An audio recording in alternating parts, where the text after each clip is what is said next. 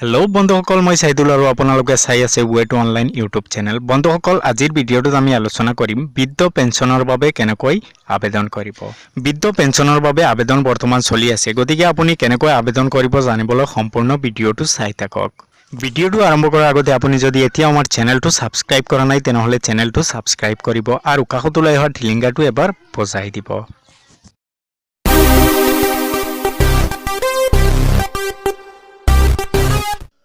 প্ৰথমে আপোনাৰ মোবাইলত থকা ক্ৰোম ব্ৰাউজাৰটো অপেন কৰি ল'ব। অপেন কৰি ইয়াক থ্ৰী ডটত ক্লিক কৰি ডেস্কটপ সাইট লগাই দিব। তাৰপিছত সাৰ্চ বাৰত টাইপ কৰিব বৃদ্ধ পেঞ্চন আসাম আৰু সাৰ্চ কৰি দিব।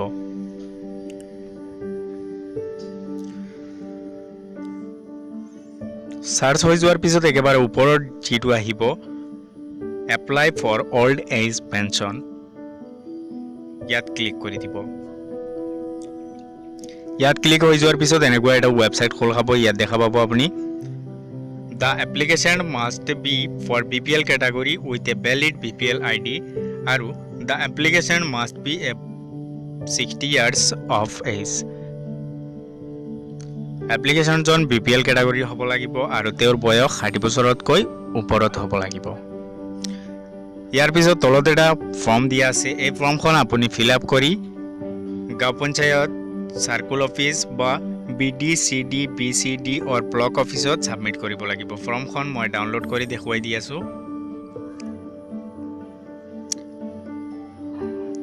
আপুনি এই ফৰ্মখন ডাউনলোড কৰি ল'ব। ডাউনলোড কৰাৰ পিছত ইয়াক প্ৰিণ্ট কৰিব, তাৰপিছত এখন ফিল আপ কৰিব লাগিব। ফিল আপ কৰিবলৈ প্ৰথমে ইয়াত টিক মাৰ্ক লগাই আপোনাৰ ফটো এখন কাটি দিব লাগিব। ফটোখন পাছপোৰ্ট সাইজ হ'ব লাগিব। ইয়াৰ পিছত পেঞ্চনাৰৰ নামটো দিব। নামটো দিয়াৰ পিছত তেখেতৰ মাক বা দেউতাকৰ নামটো দিব আৰু জন্মৰ তাৰিখটো দি জন্মৰ কিবা এটা প্ৰুফ কাটি দিব লাগিব।